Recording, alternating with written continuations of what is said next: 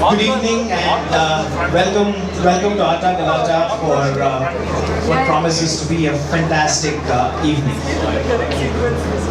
So we're all here today for the launch of Nilanjan's new book, The Case of the Secretive Sister. And Nilanjan, please.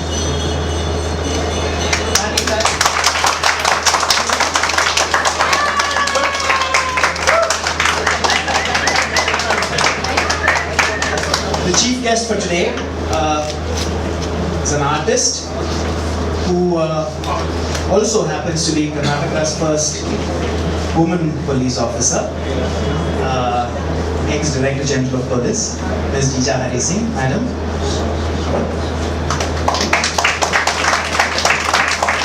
So, a crime fighter for the common man is going to help launch a book about crime fighter. And Madam, please. And to be in conversation with Nilanjan today, we have a very well-known person in Bangalore's literary circles, founder of Easylib, Vani Mahesh. Vani.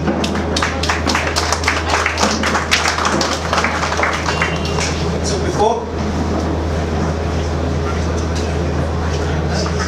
and another person that we'd like to invite to join the guest here is Monami.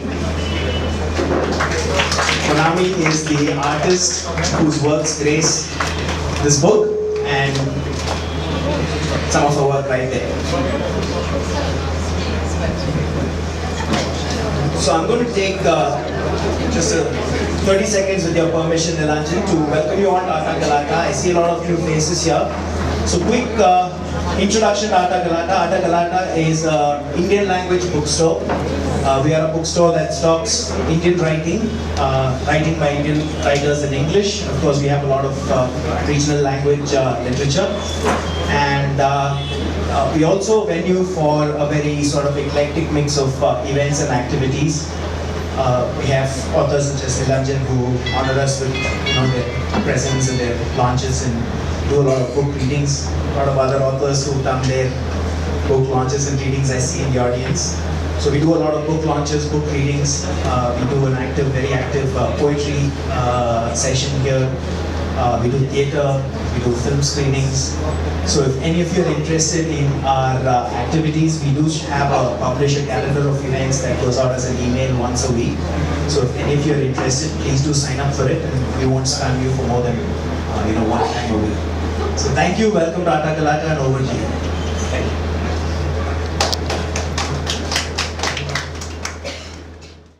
Good evening, everyone, and it's really a pleasure to be amongst readers. We are definitely a dwindling lot, but it really feels good to see so many of you today gathered here for Nilanjan's book, and it's such an honor to have Ms. Jija Hari Singh with us to launch the book, and I request her to kindly launch the book for us and make the final installments. I will launch it first and then say a few words. Maybe to say a few words. She's gonna help. Yeah. Let me see my company properly. You cannot hear what I'm doing. Is display. Is it working, the mic? So mic working? Yes. Yeah. Can you hear me at the back? Yes. That's very good. Keeping my distance.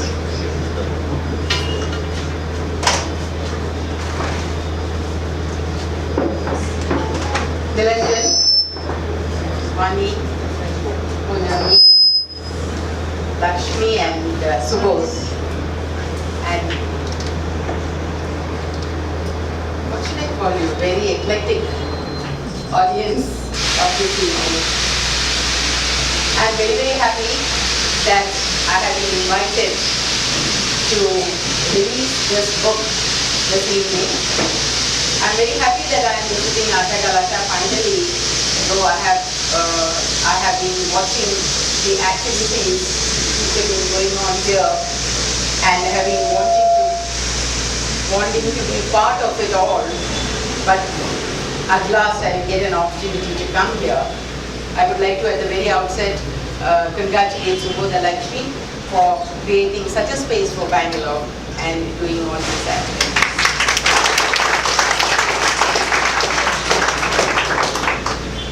Nilanjan's book, in fact, Mimi called me and said that we would like you to come for the release of a book on the 7th.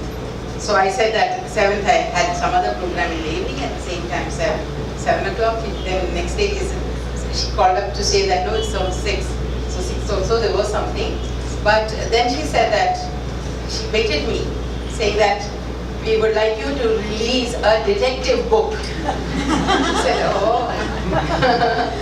And I said, and who is the author? He said that, what I understood at that time was that Nilanjan was this IIT-IIM guy who was a techie and all that, you know. I don't know whether she said all that or maybe I sort of assumed. I really do not know. Anyway, I thought that caught my attention and tickled my curiosity, and I said, okay, I'll definitely come for that. I asked her, what is this? She said that it is a humorous detective. It's a detective novel. That's what she said.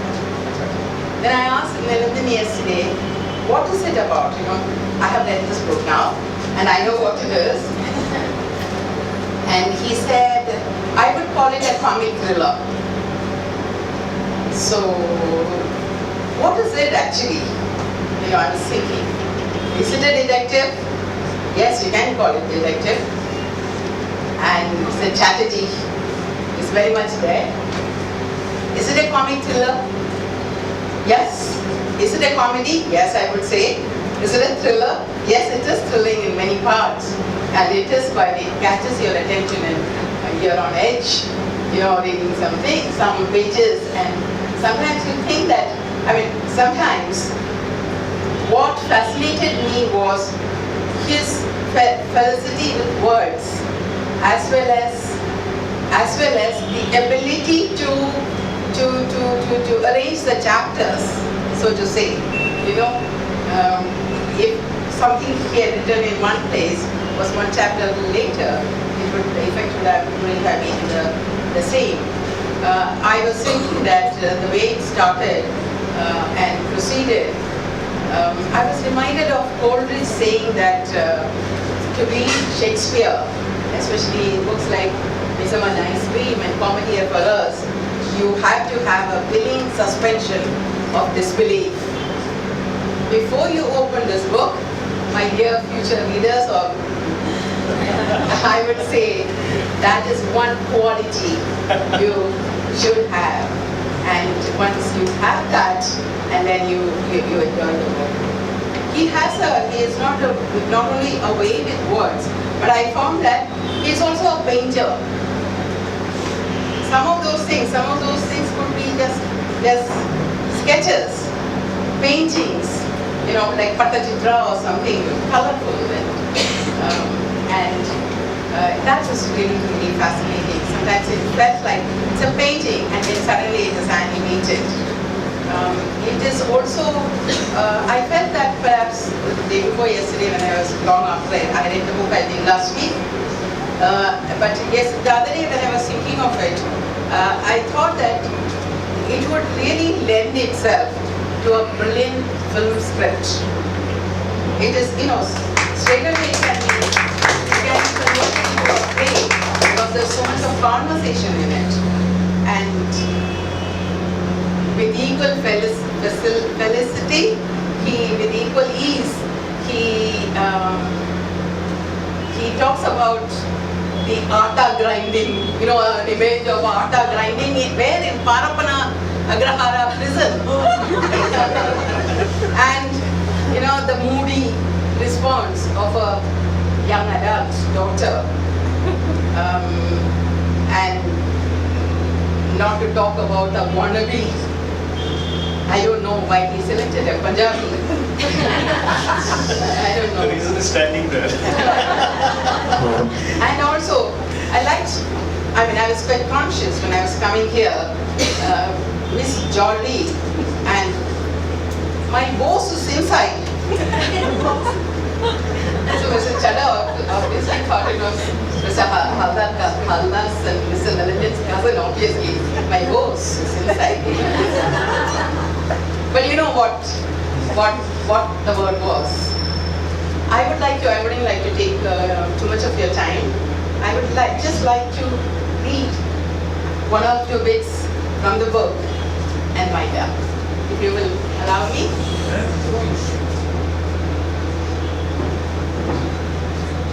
I'm reading, I liked all the pages, all the chapters, all the incidents, but one or two things, two things which I thought I should read again, I read again, and I'd like to share this with you.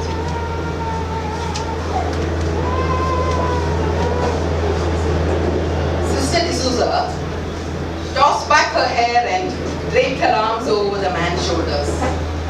She felt his palm slide gently down her back and come to rest on her waist. He rocked her back on her heels. She let herself go, knowing that his powerful arms would be there to support her. Ranjit, of all the men she had known, he was the best. Ranjit, young, elegant, strong, he made her feel so alive, so complete. When she was in his arms, she could feel herself floating away from the dust of the earth, away from the banalities of blackboards and the dead weight of textbooks and examinations.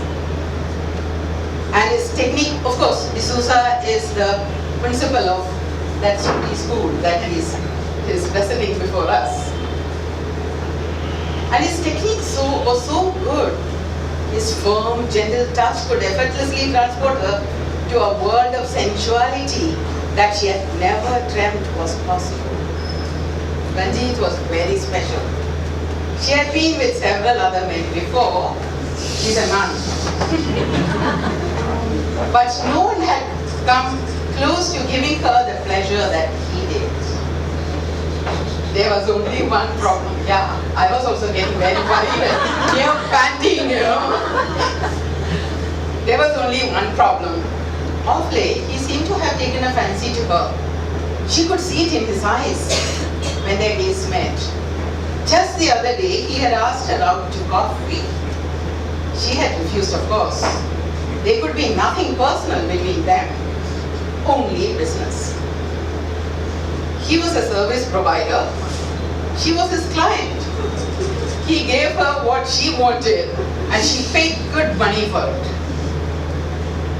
This was the ideal relationship, the only relationship that was possible between them.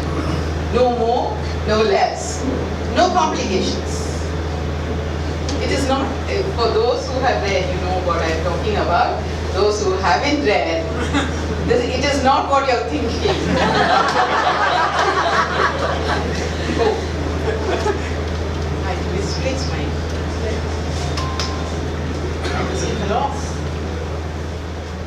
Please do bear with me. This is where, after Paraparangrahara and all those things, Inspector Gowda, on the other hand, was having severe problems in adjusting to the new reality. He hunched over the sister's desk, his fingers gripping its edge. "But madam, how can you simply drop charges like that?" he demanded. "This man is a menace to society." He even had a female accomplice who, pardon my language madam, is one real bitch. Yesterday evening, I nearly caught them both, but they got away. You know they are guilty of a heinous attack on the police? I am telling you, they must be belonging to some gang. I was fully ready to arrest them today, but suddenly I am told that complaint is withdrawn. And now I find this man sitting right here.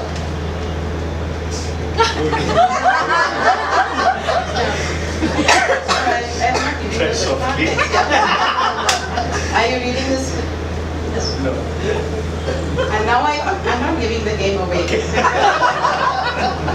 I don't like it too. I now find this man sitting right here in your office. What is all this going on, man? Then I gave a few things. I want you to hug each other and say sorry like good boys, said the sister. Can you do that, please? I want you to leave this room as friends. Hug her? This is the inspector talking. I mean, he had portrayed this inspector. I would say that he would be like, this is, modern inspectors don't talk like this, I hope. You know, when I joined 30 years ago, they were exactly like this, you know, things like Inspector Gowda. Now he says, I must read. Nilanjan doesn't want me to give the game away. Now, Mr. Chatterjee and Mr. Gowda had to hug, so they hugged. Thank you very much, Mr. Chatterjee. That was sweet of you, said Sister D'Souza. Constable, it's your turn now. She calls the inspector constable. She has got the authority because of certain circumstances, which you will find out. This I have to read. I'm sorry. Inspector Gowda's cheeks had turned a light purple. His eyes turned a light purple as he wrestled with the tremendous opposing forces raging inside him. His cheeks puffed out like a mating toad's, changing color with alarming rapidity from purple to red to blue before settling on a thunderous black. That's what I wanted to read. I hope I didn't give the game away. Very close, but just step back. Yeah, just step back, you know, just to tantalize you to buy the book and to read it. Thank you very much for Thank you.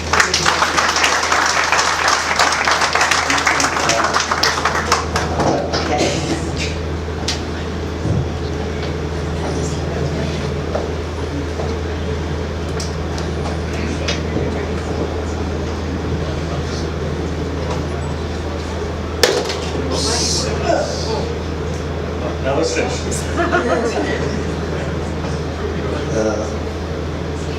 all best wishes. Yeah. I don't Sorry, Thank you.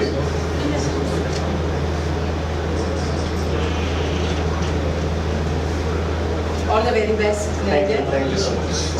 And happy reading, all of you. Gallery launch there, but thank you, Paul, wherever you are. Thank you so much.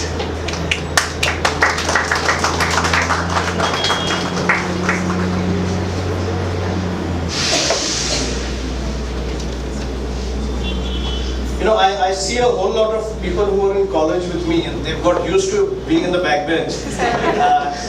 Won't have his dry hand. There are a couple of seats in the front if you'd like to sit. I don't intend to let you go early, but the door will be locked soon.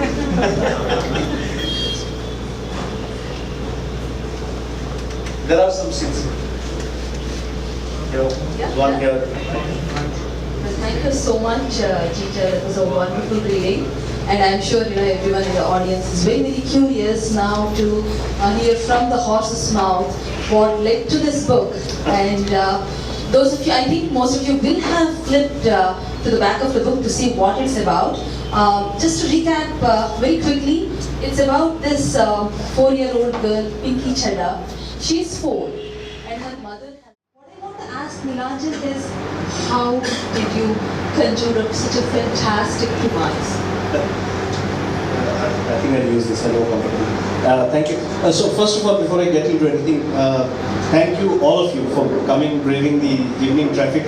I've realized this is my second book, so I'm no great author or anything, but I've realized one thing, that one of the great joys of writing a book is that you meet old friends and you make new friends, and so the book sort of amplifies you a little bit more than it would have happened, and that I think is one of the greatest joys. I mean, today I'm really touched to see that I have people in this room who've been with me from nursery, So I met them many years ago, I won't tell you how many. And I also have people in this room who I met a couple of weeks ago. So in a way I can see all the people who've been a part of my life for all these years in this room now, and I can't tell you how wonderful a feeling that is. And maybe if some of you are thinking of writing a book, that may be one of the motivations for writing it, that it really brings people that you think you had lost back into your lives, and new people into your lives. So thank you so much. I think I would like to give you a round of applause for coming.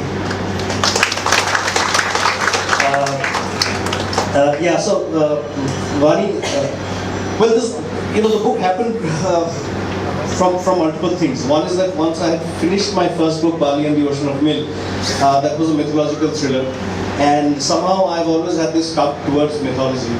But one of the things that happened with Bali, I realized after it was published and read and all that, is that I felt, and a lot of people ask me, are you writing a sequel, are you writing the same genre and so on, but I was really inhibited because I figured out that I couldn't write freely about it. So I figured out that I couldn't write freely about Indian mythology in English.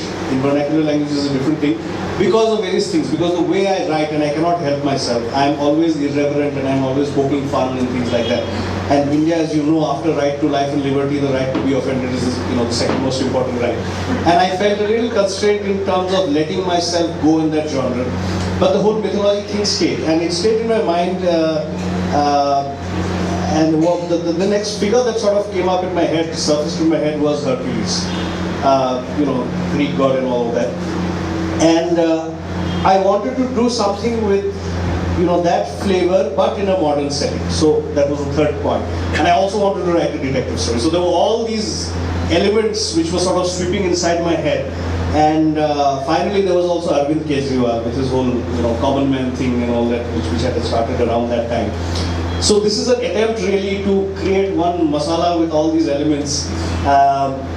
If you'd like, I'll read out a little bit of the first chapter, which may give you a sort of flavor of all the masala that's gone into the book. So, the first chapter doesn't give away anything. The name of the first chapter is The Academy of Amazing Amazons. Mr. Chatterjee did not like schools. By the way, I see a lot of my friends from the foundation here, and I think my experience in Azim Premji Foundation also brought this theme of schools and education into the book. So Mr. Chatterjee did not like schools.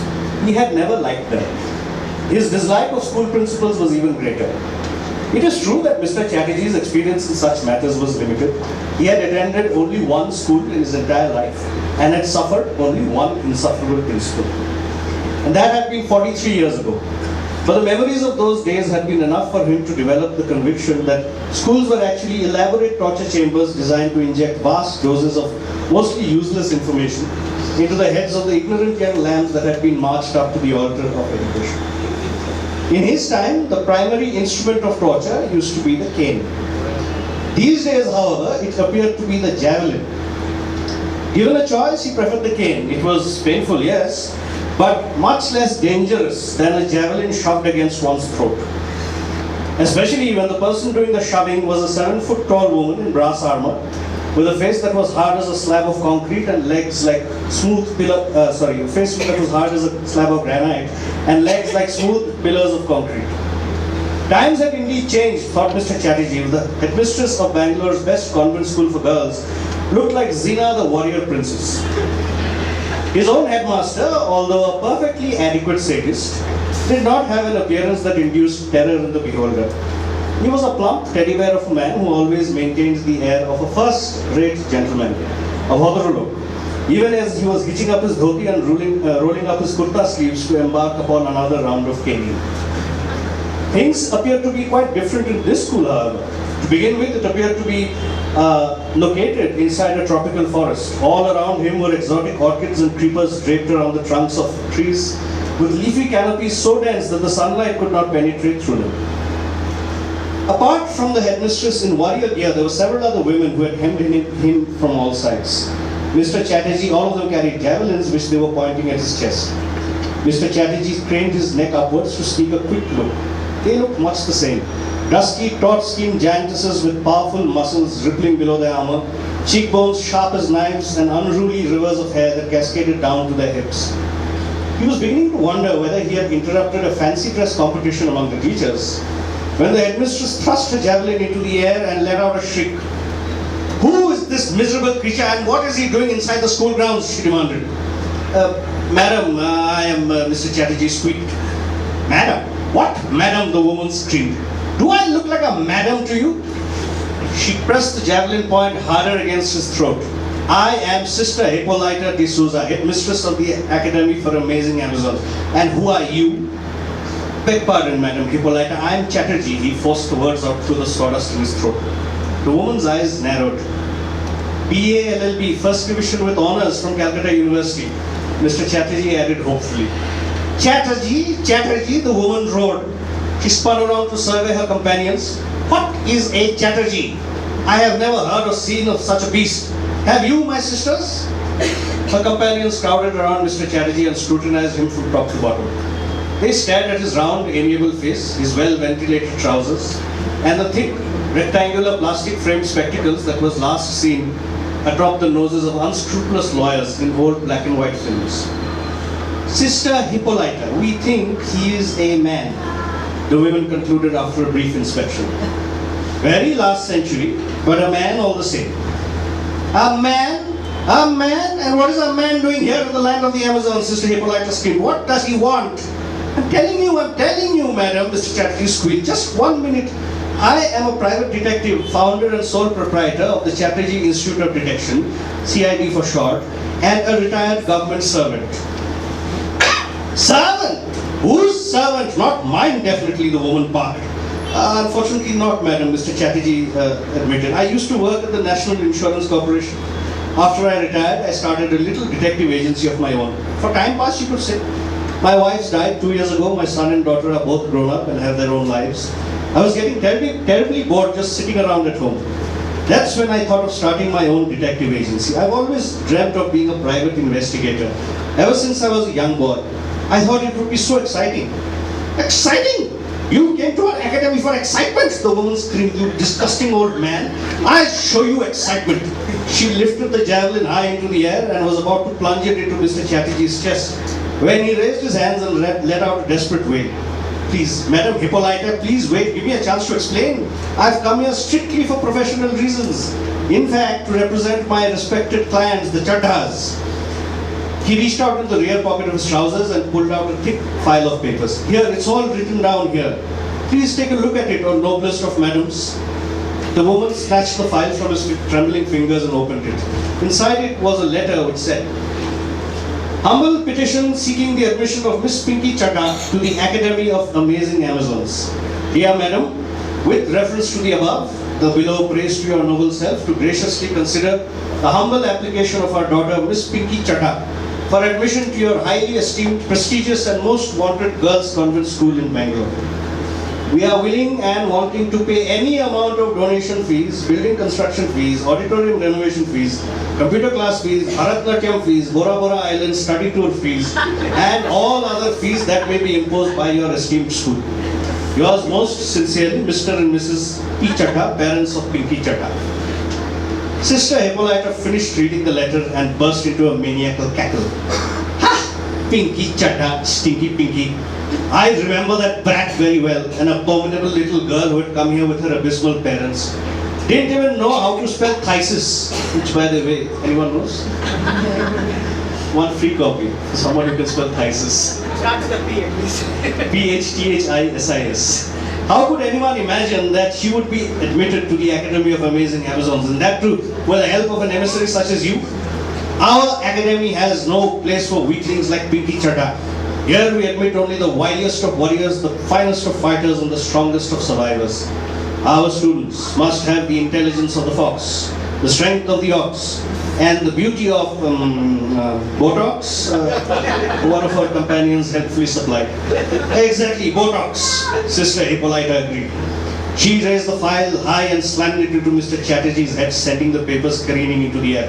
"You, Chatterjee, your petition is rejected. You have entered these grounds without our permission. Now you must pay for your audacity." "Sisters, tie him up," she commanded. "And then, please do the needful." Before he knew what was happening, the women had flung themselves upon him with fearsome war cries. Thick ropes of jute appeared in their hands with which they bound him from head to foot. They fastened the rope to the ends of a javelin and strung him up by his limbs like a trussed-up pig. Heaving him over their shoulders, they marched towards a blazing fire that had sprung up from nowhere. Mr. Chatterjee wriggled and screamed for all he was worth, but his cries were drowned by a loud chant that the women had taken up. So I don't know if some of your Bappi Lahiri fans like me, you might recognize this. You are my chicken fry, you are my fish fry, and this is the time, baby, to bid you bye, bye, bye. They hushed him over the fire. Mr. Chatterjee could feel the flames licking at him through the seat of his pants. Help, help, someone please help me, Mr. Chatterjee yelled. These women are burning me up. Madam Hippolyta, what exactly are you doing? Please help. A pair of hands had gripped his shoulders and were shaking him hard. Probably some ancient tribal technique to make sure that he was uniformly roasted on all sides, Mr. Chatterjee thought in despair, when he heard someone speaking into his ear. And whether he survives or not, you'll have to read it.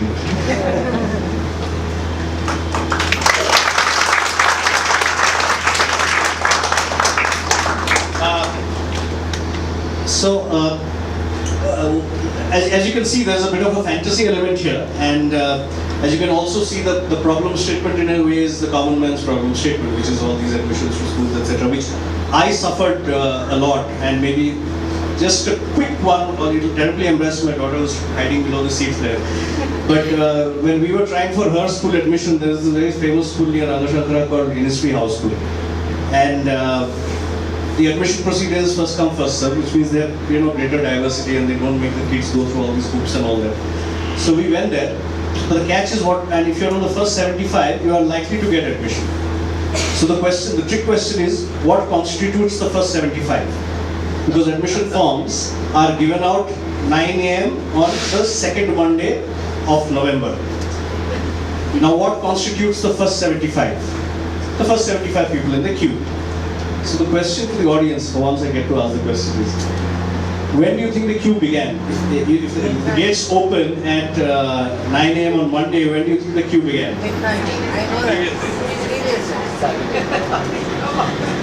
Go ahead. Be bold. Saturday morning. Huh? Saturday morning. One more attempt. Friday morning. That year, the queue began on Thursday morning for the next Monday. It used to be, it started, which means that the queue starts by somebody coming and plonking a chair in front of the gate.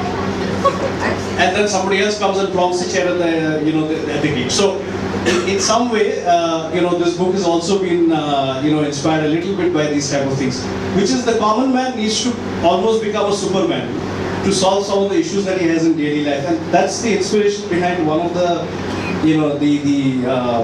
pictures. I mean, what he just told you is probably something that you can see here, but you can also see him wearing a sandal. So, for me, the association started more as the curious case of Nilanjan rather than the curious case of the sister here, because this gentleman already had Paul Fernandez on board, who was doing the cover for the book, and usually whenever I would pick up a book by any Indian author, the cover would usually be quite run-of-the-mill. And here he was speaking of some mythical beast called the inner cover, which I'm not sure if anyone of you have seen in any of our Indian publications. So that got me hooked, and then he gave me a bound script. And he also had a very clear idea about the protagonist. So the character sketch was very, very easy for me. The idea of the cape and the sandal was his, and I started building from there when we did a Q&A where we spoke about each character and their height, their weight, their whether they stoop or not, if they are balding and all those details. And then I went to Church Street, looked at the offices that are there in these older buildings, right, which have a lot of character, but they would have a light bulb hanging by a string, that kind of a thing. So try to capture all of that, and having a bound script and also having access to Nilanjan gave me it just built from there, and then what you see down there, the larger frame, that's what is the inner cover right now.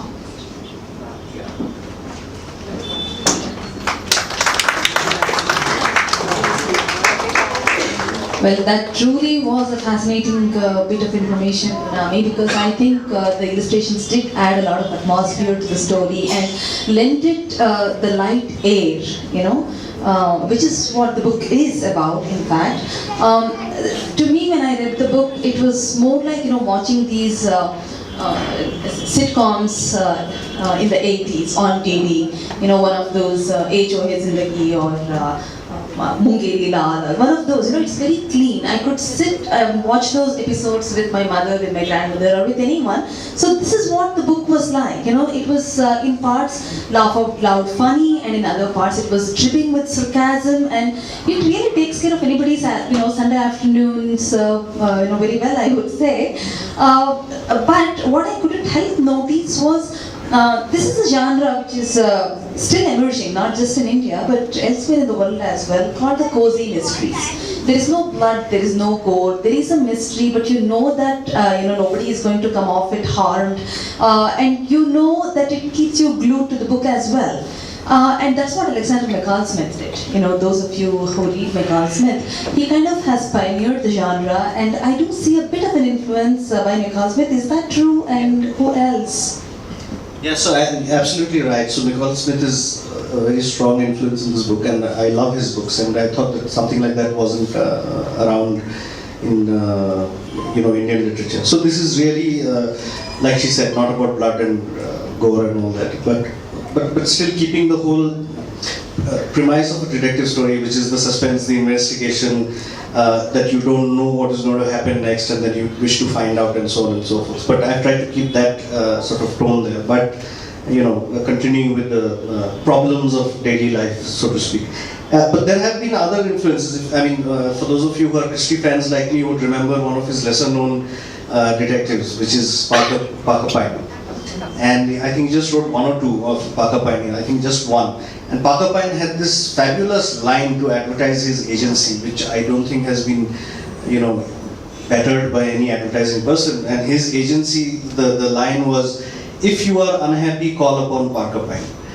Now, to me, that is a line that I must have read Parker Pine when I was like 15, 16, but it is a line that has stuck in my head. If you are unhappy, call Parker Pine.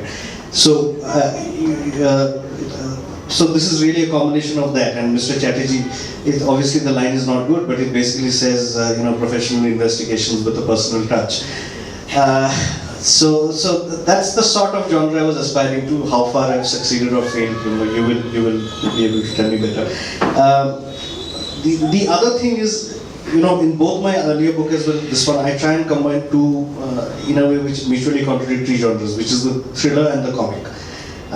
To my mind, it's a difficult thing to pull off. It doesn't always work, because the moment laughter dissipates tension, but it's something that I'd like to do. And there have been a few people who've successfully pulled that off. So if talking about influence, John Mortimer and the Rumpole books, that's a big influence.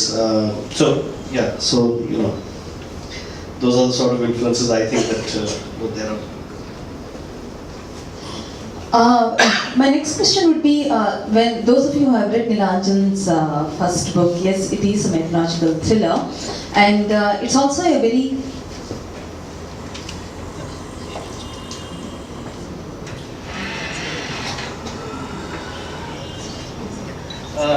I think Ms. Hari Singh has to leave. Thank you so much, ma'am, for being with us. Thank you.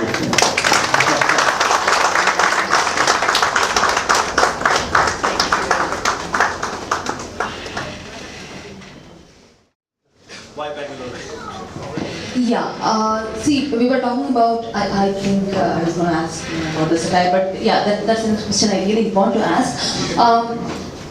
See, if you look at McCall Smith, not in his Botswana series, but when he moved on to his 44 Scotland Street, what he did was create a fictitious town. Everyone knows it was, was that in 44 Scotland Street? I haven't read that. Okay, but it was a fictitious town where people could actually recognize Johannesburg or one of those major cities in it, but he never really came out and said that's what it is. But you have set it, very firmly in Bangalore, the Cunningham Road, the MG Road, the Chamrajpet. So do you think setting it in a fictitious town would have given you more creative liberty? Is this limiting? No, so I explored with a completely make-believe world in my first book, and I wanted to explore, the real world in this one. So it was a deliberate choice, and yes, I could have set it somewhere there. But it is also that, I've been here for 14 plus years now, and in Bangalore, and it's become my home. We are basically, migrants to the city. And it has become my home, and I thought it was a time that I did a little love story for the place which I call home today. Sometimes you hate the traffic and everything else, but you still, love the city in many ways. So this is my little ode to Bangalore, and it is also, in a way, Bangalore seen through the eyes of the migrant. So obviously there have been books written over Bangalore and about Karnataka by people who've been here. But I think the way the migrant engages with the city is a little different from the way the people here engage. And today, if you look at Bangalore, it's become, the IT ghettos and the rest of Bangalore in a way. So we all stay in gated communities. We insulate ourselves from the city by, rolling up our glasses in our, in our AC thing. We don't know Kannada. And all those type of things are things that I wanted to talk about. And, maybe I can read a little bit from one of the passages, and that's the last passage I will bore you with, which in a way, talks about this thing. So, Ms. Hari Singh talked a little bit about Inspector Gowda, and obviously at some point of time, the Inspector Gowda and my hero, which is Mr. Chatterjee, get into a bit of a antagonistic situation. So there is the inspector chasing him for something that he's supposed to have done, and he's finally been able to locate Mr. Chatterjee's house. And the scene begins where he's standing in front of the apartment complex where Mr. Chatterjee stays. So I'll just read that section out a little bit. Inspector Gowda stepped out of his jeep and surveyed the sprawling apartment complex in front of him. Prestigious Meadows, read the neon light signboard that had been affixed to the main gate. He glanced at the slip of paper in his hand. Mr. S. Chatterjee, flat number 16 by 303, Prestigious Meadows. He read the words once again with a grim satisfaction. A name and an address, that is all he needed. The rest would be easy. He rubbed the end of the stick of his baton against his belly and treated himself to a pleasurable scratch. Mr. S. Chatterjee would soon find out what it meant to mess with the Bangalore police. He smiled in anticipation. On arriving at the main gate, the inspector paused for a moment to scan the surroundings. Before him stood row upon row of apartment blocks, each 10 stories high, neatly segregated by cobblestone pathways. To his right was a large expanse of green, with a line of sprinklers gently spraying droplets of sparkling clear water over the manicured Mexican grass. In the center stood a fountain in the shape of a giant pink dolphin, also spraying droplets of sparkling clear water through the opening in its upturned tail. It all looked most marvelously meadowish, clean, green and serene. Pooh! The inspector spat out in disgust. Burly mother. These were the people who had drained the waters of the holy Kaveri to fill up their swimming pools which they never used. These were the people who had their cars washed every morning while his ancestral land in Mandya had to be sold for a song because there was no water for irrigation. Here they lived in their thousands, these bloody IT fellows from the north, Delhi Walas, UP Walas, Biharis, Bengalis, Chinks. All the same, these bloody North Indian pagas. Like a flock of vultures, they had swooped upon his beloved Bengaluru and had laid it to waste. They had grabbed every job, covered every inch of empty land with their bloody flats and had jammed up the roads with their bloody SUVs until no one could go nowhere, never. To top it all, they even refused to utter a word of Kannada, apart from Godilla, and even had the gall to order around people in Hindi and English. Hell, the buggers didn't even know who Dr. Rajkumar was. Here the inspector tipped his cap in mute respect to the departed soul. mistaking him for an undernourished Bollywood actor of the same name, whose only claim to fame was his near orgasmic delivery of a one-word dialogue, Jani. Bloody parasites, that was what they all were. All these Chatterjees and Choudhurys and Chaddhas and Chaturvedis who had infested his beloved Bangalore. It was high time that they were shown exactly where they belonged. A beginning had to be made somewhere, and he knew just the right place. Stick swinging by his side, he approached the security officer inside the guard room at the entrance. He was a lanky young boy with a thin moustache and a pale blue uniform that is double his size, and hung loosely about him like a collapsed tent around its pole. At the sight of the inspector, the guard sprang to attention and crooked his arm into a shaky salute. Inspector Gowda stepped into the guard room and thrust the slip of paper into the boy's face. "Know this man?" he asked with a hostility that would have done an Arnab Goswami proud. The guard glanced at the paper and stammered, "Yes sir, Mr. Chatterjee from building 16. That apartment there, right after the swimming pool."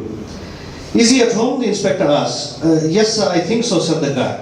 "Very good," said Inspector Gowda with a pleased smile. He stomped down the doorway towards the house of Mr. Chatterjee.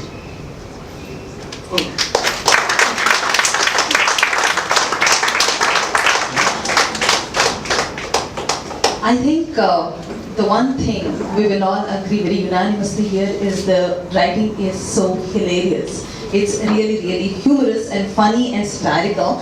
And Nilanjan, how do you do that? Like, do you start writing when you're in a particularly light mood, or the writing itself takes you into the realm of, feeling light and humorous?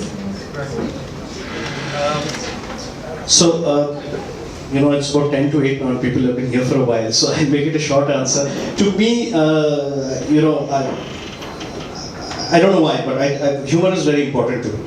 But as they say, humor is also a funny thing. It sometimes works and it sometimes doesn't work. So you have to try out all sorts of things. It doesn't come naturally to me, but I'm always trying to see situations, where the sort of the characters and the conflicts in the situations will lead to some funny situations. Right? So I don't know. It's a mysterious process. There is no algorithm to this, but it's an important thing for me. Just from Bangalore, which I was just talking about, would you like to say something about the second picture, the city map? For all you Bangalore lovers, there's a whole lot of places you will recognize in the book, and I hope you will resonate with it. So the city map actually, it's something that I was developing alongside the artwork that finally made as a cover, and that was also a really messy, shoddy concept sketch that I had sent to Nilanjan initially, and I think he was questioning why he was collaborating with me at that point in time. But then this is something that, because he had touched upon a lot of these places that have a very unique character of its own, so it would add a very different dimension to its situation. So his comedy is situational, but the entire book is full of chuckles. So that sort of gave me an idea of various motifs, which then, as the book progressed, I started placing it on the map. And then, which is why the big question mark here, because there were a lot of red herrings, and Gowda was chasing Chatterjee was chasing D'Souza, and then Mrs. Chatta was chasing him. So it just takes you all through the city, and it would have been criminal not to use a map there. Thank you, Manali. Yeah, actually, what, I went back and looked at all the pictures at the beginning of the chapter, because it really is a unique concept, and not many have done this in India. And now, without delaying any further, I want to ask the audience if you have any questions. I'm sure you all do, and here is your man.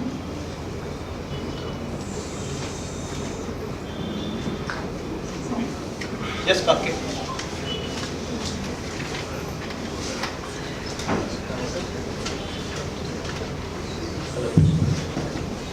Hello.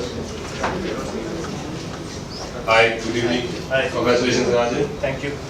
For everyone else who doesn't know me, my name is Kuldeep, and I'm a colleague working with Nilanjan in the same office. I have a very simple, humble question. Nilanjan, play is over. book is launched. Can we start working now? Can we, for God's sake? All I will tell you, Kuldeep, is that I have done my part. You need to close the deal. Congratulations, that's all. Thank you very much from my side. Anybody else wants to say something?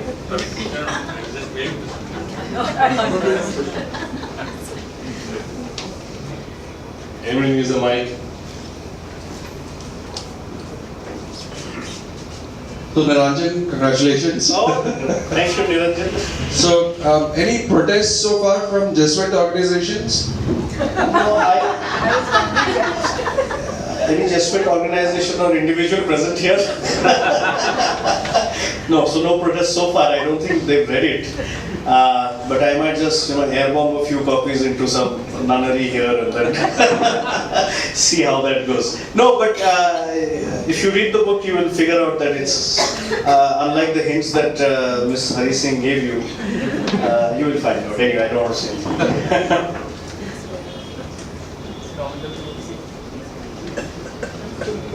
I have a question. So Yes, please.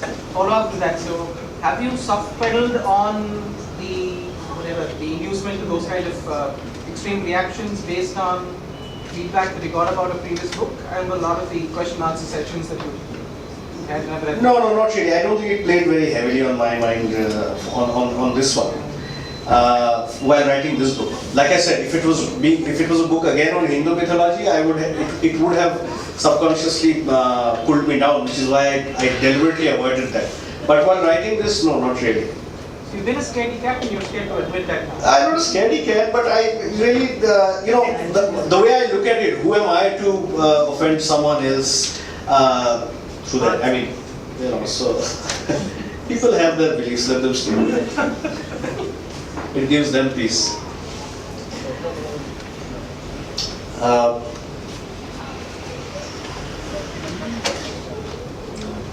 So that brings us to the end of the evening, and those of you who haven't yet bought the books, this is the right time to buy your copy and get it author signed.